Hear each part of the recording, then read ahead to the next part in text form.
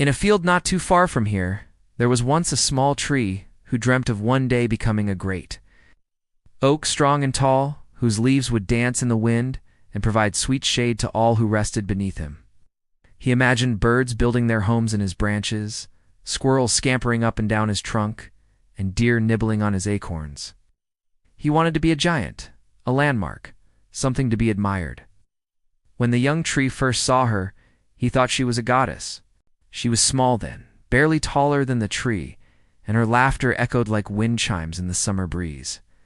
They were about the same age, give or take a few years, and the tree watched over her as she grew up, providing her with a place to dream and imagine. As she ran around the clearing, he swayed gently to the rhythm of her joy. As she sat quietly, reading a book, he stood still, a silent observer of her blossoming mind. He listened as she read aloud to herself, her words tumbling over each other in excited whispers. Once upon a time, a king had a beautiful daughter, a princess. And every day the king would ask her, "My daughter, who do you love?" The princess would reply, "Whoever loves me truly, whoever is ready to give his all for my happiness." Then one day a poor young man came to the castle and asked for the princess's hand in marriage. The king became very angry and said, "You are too poor to marry my daughter. Go work in my garden, and if you can make the most beautiful flower bloom, then you may have her hand in marriage." So the young man went out into the garden and found a tiny seed in the ground. He planted it, watered it, and waited patiently. Then one morning, the most beautiful flower in the kingdom bloomed, red roses with leaves of purest gold. The king was amazed and kept his promise. He gave the young man the princess's hand in marriage. Now they live happily ever after. The young tree leaned in closer, his branches rustling with anticipation. What happened next? But the girl was gone. The tree waited patiently, but she didn't return.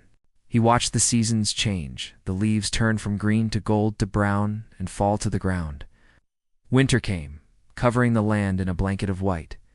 And as the tree stood bare and exposed, he felt a pang of loneliness.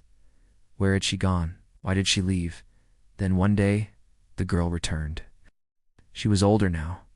Her face no longer that of a child, but the sparkle in her eyes remained. She came to the tree and laid her head against his trunk, whispering apologies and promises to come back. Soon, the tree understood. She wasn't just visiting him. She was growing up, becoming a woman. One day she would find someone to love and start a family of her own. And when that day came, the tree would be here waiting for her to return.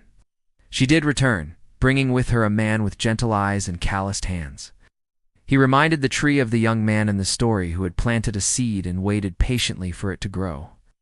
As they walked together in the clearing, holding hands, the tree rustled with excitement. Were they going to plant a seed and watch it grow?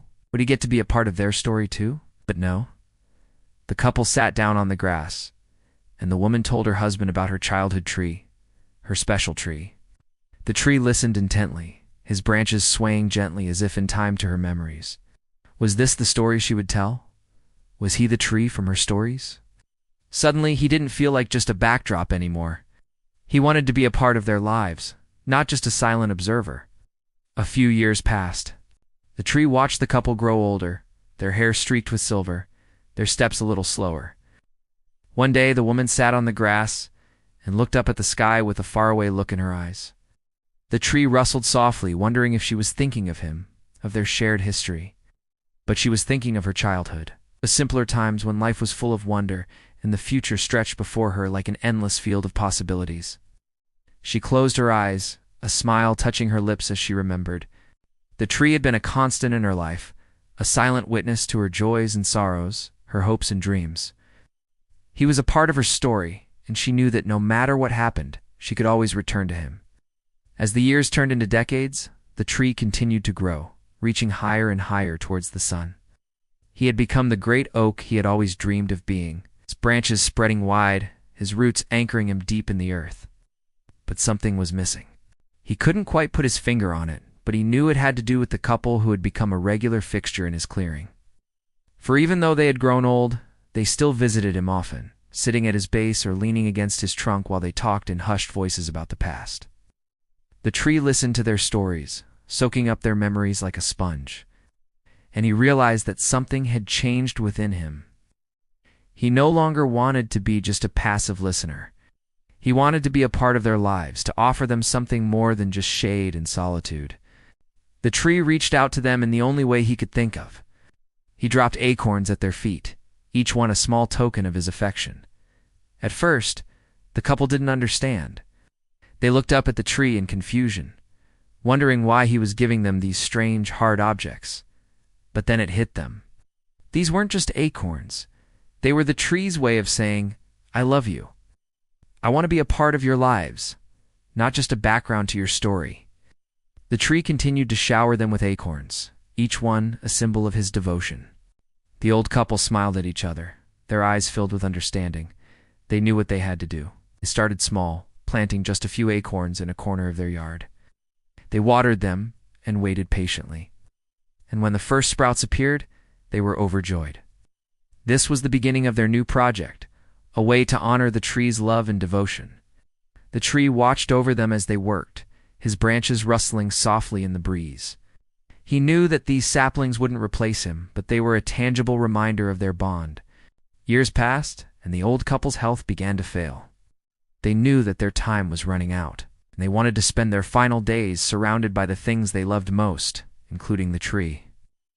They spent their last years tending to the orchard, watching with pride as the trees they had planted grew into strong, healthy saplings. When they finally passed away, it was with a sense of peace. They had lived a good life, a life filled with love, laughter, and a deep connection to the natural world. But the tree wasn't ready to let go. He had loved the old couple for so long that he could unbear the thought of losing them. So he made one last effort to keep them with him, to keep them in his life. He began to drop even more acorns at the base of the newly planted trees, hundreds and hundreds of them.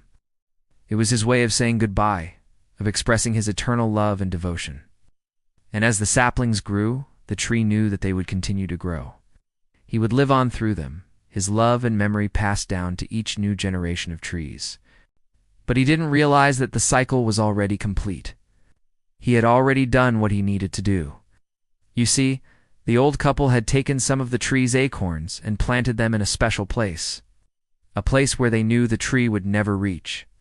Deep in the woods, hidden away from prying eyes, there was a small grove of trees. They weren't any different from the others, except for the fact that they bore witness to a secret that bound them to the old couple and to the tree in the clearing. These were the descendants of the tree, the physical manifestation of his love and devotion.